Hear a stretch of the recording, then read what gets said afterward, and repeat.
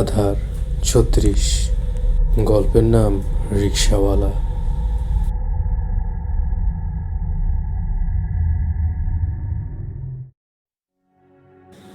স্টেশনে পা রাখলাম, চারপাশে তাকিয়ে দেখলাম, ওহো, আমি তো একটা ভুল করে ফেলেছি।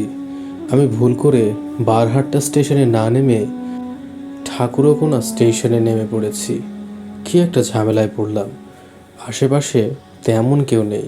যারা ট্রেন থেকে নেমেছিল তাদের মধ্যে আমার মতো দু একজন বাদে সকলেই নিজ নিজ গন্তব্যে রওনা দিয়ে দিয়েছে। আমি স্টেশনে পায়চারি করছিলাম। ভীষণ বিরক্তিকর একটা অবস্থা। একে তো ভুল স্টেশনে নামলাম, তার ওপর আবার রাত বেশি হয়ে গিয়েছে। আশেপাশে গাড়ি পাওয়া যাবে কি না সন্দেহ। ঘড়ির দিকে তাকিয়ে দেখলাম রাত 1:08। আশ্চর্য, কিছুক্ষণ আগেই না দেখলাম 11:15। এত তাড়াতাড়ি 1টা বেজে গেল কি করে? বেশ অবাক হলাম বটে।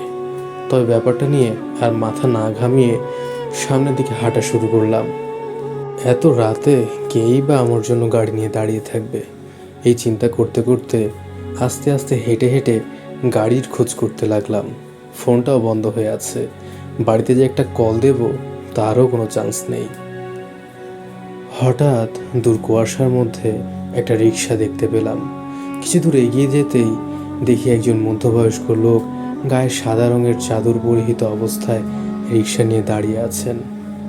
কাছে গিয়ে জিজ্ঞেস করলাম, চাচা, বাহারহাট্টা যাবেন? লোকটা কোনো কথা বলল না। ভারী অদ্ভুত লোক তো।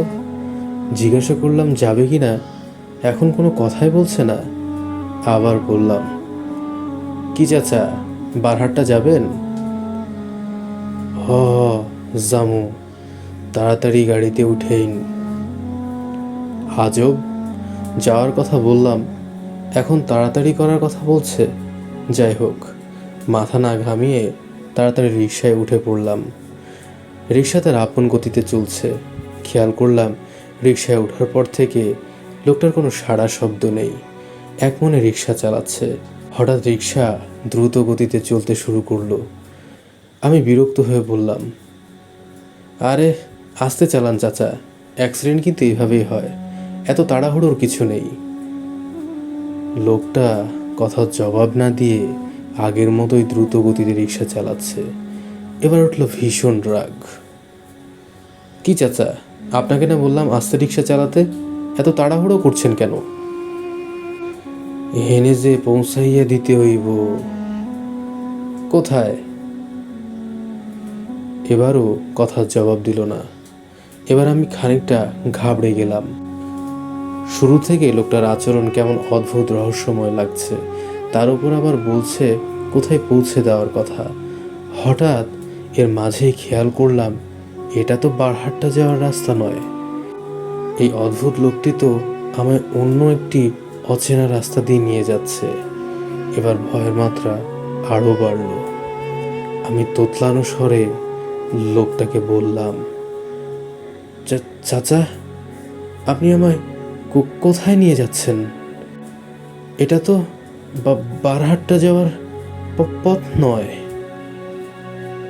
লোকটা একটা বিশ্রী হাসি দিয়ে বলল, হে হে হে বাপ, জেনে যাইলে তুমি আর ফিরে আইতা না। হেনেই তোমারে লইয়া যাইতেছি, চিন্তা কইরো না। আমি ভীষণ ভয় পেলাম। সাহস সঞ্চয় করে সাথে সাথেই বললাম, গাড়ি থামান, থামান বলছি। কে আপনি, আর আমায় কোথায় নিয়ে যাওয়ার কথা বলছেন? হঠাৎ রিকশা থেমে গেল। চারপাশে তাকিয়ে দেখলাম কুয়াশা ছাড়া কিচ্ছু নেই। পাশে তাকাতেই ভয় পেয়ে যাই। দেখলাম রিকশাটা একটা নির্জন জায়গায় থেমেছে এবং রাস্তার পাশে কবরস্থান। আমি কিছু বলার জন্য ওই লোকটার দিকে তাকাতেই আরও বড়সড় একটা ধাক্কা খেলাম। রিকশাওয়ালা লোকটা নেই। চারপাশে চোখ বুলিয়ে কোথাও তাকে দেখতে পেলাম না। আমি রিকশা থেকে নেমে পড়লাম এবং রাস্তায় দ্রুত হাঁটা শুরু করলাম। জীবনে যত দোয়া কালাম জানতাম সব পড়া শুরু করলাম। আশ্চর্যের বিষয় হচ্ছে, আগে আমার ভয়ের কারণে কোনো দোয়া দুরুদের কথা মনে ছিল না। যাই হোক, মনে মনে দোয়া পড়ছিলাম আর দ্রুত হাঁটছিলাম। হঠাৎ খেয়াল করলাম পেছন থেকে 10-12 জন একসাথে কান্না করলে যেমন আওয়াজ ভেসে আসে, ঠিক সেরকম আওয়াজ পেছন থেকে ভেসে আসছে। আমি পাত্তা না দিয়ে দোয়া কালাম পড়ছি আর দ্রুত হাঁটছি। কিছুক্ষণ পর কান্নার আওয়াজ থেমে গেল। এখন পরিবেশ একদম শান্ত। পেছন থেকে কোনো সাড়া শব্দ আসছে না। আমি এর পরেও দ্রুত হাঁটছি। কোথায় যাচ্ছি তা জানি না, কারণ এই রাস্তায় আমি এর আগে কখনো আসিনি। এতক্ষণে এটুকু পুরোপুরি বুঝতে পেরেছি যে ওই রিক্সাওয়ালা চাচাটা কোনো সাধারণ মানুষ নয়। হঠাৎ পেছন থেকে আবারও শুনতে পেলাম আমার নাম ধরে কেউ ডাকছে।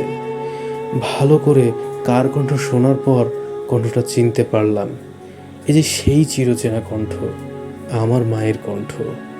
কিন্তু পরক্ষণে খেয়ালে এলো আমার মা এখানে কি করে আসবে। তখনই পেছন থেকে আবারও ডাক পড়ল, মুহিব, মুহিব, আমি তোর মা, পেছনে ফিরা দেখ।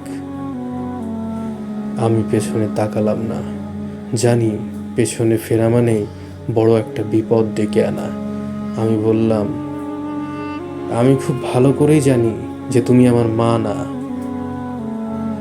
বলেই পুনরায় হাঁটা শুরু করলাম। দোয়া কালাম সব পড়ছি আর পেছন থেকে ভয়ানক কিছু বিকট শব্দ কানে ভেসে আসছে। একবার মনে হচ্ছে গাছের ডাল ভেঙে ভেঙে রাস্তায় পড়ছে, আরেকবার মনে হচ্ছে কতজন একসাথে চিৎকার করছে। সব কিছু উপেক্ষা করে এবার আমি একটা দৌড় দিলাম। তবে আশ্চর্যের বিষয় হচ্ছে অনেকক্ষণ দৌড়ানোর পরও দৌড়াতে দৌড়াতে ঠিক একই জায়গায় বারবার আসছি, অর্থাৎ ওই কবরস্থানের কাছে। আমি তবুও দৌড়াচ্ছি। একসময় দৌড়াতে দৌড়াতে ক্লান্ত হয়ে পড়লাম। শরীরে মনে হচ্ছিল আর শক্তি নেই, তবুও আস্তে আস্তে হাঁটছি। অন্ধকারে ঘড়ির দিকে তাকিয়ে দেখি রাত প্রায় শেষ হতে চলেছে। একটু স্বস্তির নিঃশ্বাস ফেললাম, যেহেতু সকাল হতে আর তেমন দেরি নেই। কিন্তু পরক্ষণেই সেই স্বস্তি আর থাকলো না। রাত তো শেষ হয়ে আসছে প্রায়, তাহলে তো এখন একটু সূর্যের দেখা পাওয়ার কথা। কিন্তু এখানে তো সেই মধ্যরাতের মতো ভয়ানক অন্ধকার বিরাজ করছে। এ কোন জগতে ঢুকে পড়লাম আমি? এখান থেকে বের হওয়ার উপায় কি? সাথে সাথেই পেছন থেকে একটা অপরিচিত নারী কণ্ঠ ভেসে আসলো, দৌড়াইয়া লাভ নাই বাজান, আজ তরে মরতেই হইব।